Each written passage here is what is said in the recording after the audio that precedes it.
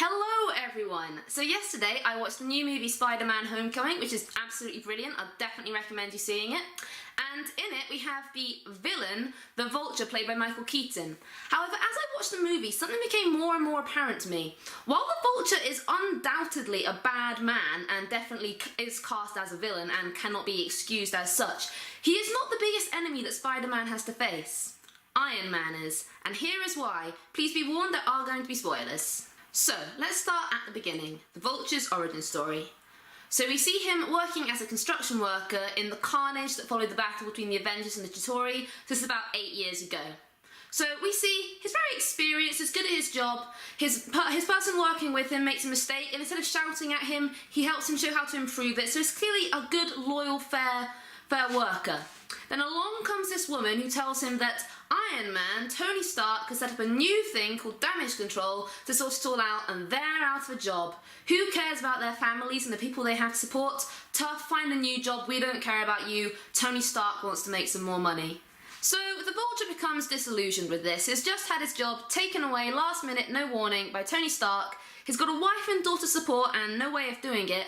So he starts to think, well, hang on a second, why should I obey the law when the law clearly doesn't care less about me? Flash forward to the present day. So we see his little video diary that Spider-Man's made about his journey with the Avengers, which is really cool. He's clearly having the time of his life. He battles, he's doing his absolute best to impress Tony Stark, who he, idol worships. So at the end of it, Tony Stark goes to open his door, reaches across him. Peter assumes it's a hug, goes in for a hug, and instead of just accepting the hug, Tony Stark's like, whoa, we're not at that place yet. Which I get is a funny moment for the camera, but it's kind of a really mean move to this kid who idolises him, making him feel awkward about this experience. He's just put so much effort into helping Tony, and Tony just kicks him to the curb, right out the car, off you go, I don't have time for you anymore. That's not a nice way to treat people, Tony. Not only that, but Peter is so excited about this experience and really wants another chance to impress Tony Stark. So like, okay, well, call me next time you need me. Tony clearly has no intention of doing this whatsoever, and instead of just being honest to Peter, he's like, yeah, we'll do. And then just rolls his eyes pretty much. And Peter then puts his entire life on hold, quits the clubs he's been doing. He clearly must have enjoyed to be doing them in the first place, because everything has to be, I have to be ready for the Avengers, I have to be ready if Tony needs me, which he never does.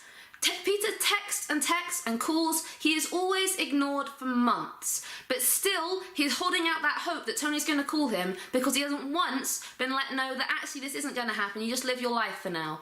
He is living completely day by day, waiting for a call that is never going to come. And Iron Man is really cruel to do this to an impressionable young teen like Peter, who just wants to impress everyone. He wants to do a really good job. He wants to be a hero like he thinks Iron Man is. And he's just let down time and time again. So, whilst out in his neighbourhood fighting crime, Spider-Man stumbles across a ring of villains working for the Vulture, who have this crazy alien tech that is super deadly, and he thinks, right, this is dangerous, I'm going to call Iron Man, this needs to be sorted out, it's above my level. And he is ignored once again. So he feels that obviously this needs to be stopped, so when he sees them again, he thinks, right, I'm going to follow them, I'm going to sort this out. It doesn't go so well for him, he ends up nearly drowning, and Iron Man sends a suit to save him.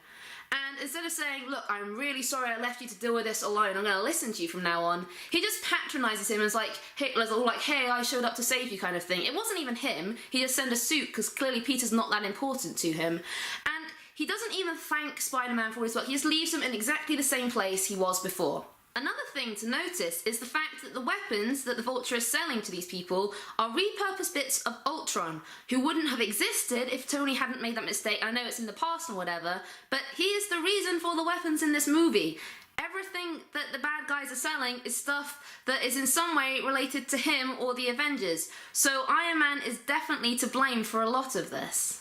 Peter then tracks the villains to Washington DC, and he thinks, oh, I know how I can get there. I'm doing the academic decathlon, I can just go there with the team. And he's on the bus and he gets a phone call, and they have been tracking him without his permission. He is 15 years old. That is creepy. Iron Man just puts a tracker on a kid and is telling him when he can and can't leave the city. He wants permission for Spider-Man to leave the city. He ignores him for months and wants to control his entire life. How arrogant is that? This is a kid he clearly doesn't even care about, but he still wants total power and control over him. He wants to know when he can and can't leave. That is not on. That is so not fair. And it's just another reason why Iron Man is a bad guy in this movie. Peter decides that he finds it pretty creepy to have a tracker in his suit, so he gets his nerdy friend Ned to take it out, and while Ned's fiddling around the whole tech thing, he finds a training wheels program in his suit. That's great and all, but the whole point of training wheels is that he should be trained instead of ignored for months. Iron Man is totally ripped, and I get that he's busy, but he could have at least hired a mentor or something to train Spider-Man if he wants him to have this training wheels program completed. Like, what's the point of putting this super awesome program in his suit if he's never going to get the chance to use it because he's being ignored and not being trained? It is stupid and it is unfair.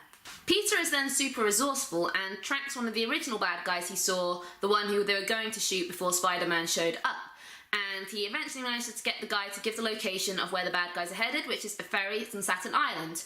So Spider-Man goes to try and stop and intercept, and while that's going down, the FBI show up, stuff happens, boom, explosion, the ship splitting in half. So Spider-Man thinks, oh my god, all these people, and he whisks around with his web, trying to hold the boat together, trying to save people. And then, after they nearly drown, Iron Man shows up late with these things, and he pulls Spider-Man aside, and he's, instead of saying, thank you so much for holding the ship until I got here, these people would have died if it weren't for you, I'm so sorry I ignored you when you told me these guys were serious business, he just shouts and berates Spider-Man, makes him feel like he's stupid, completely ignores all the hard work that he's been doing. Yeah, he made a bit of a mistake, but it wasn't his fault. He was left alone, a 15-year-old kid, to try and deal with something way bigger than himself.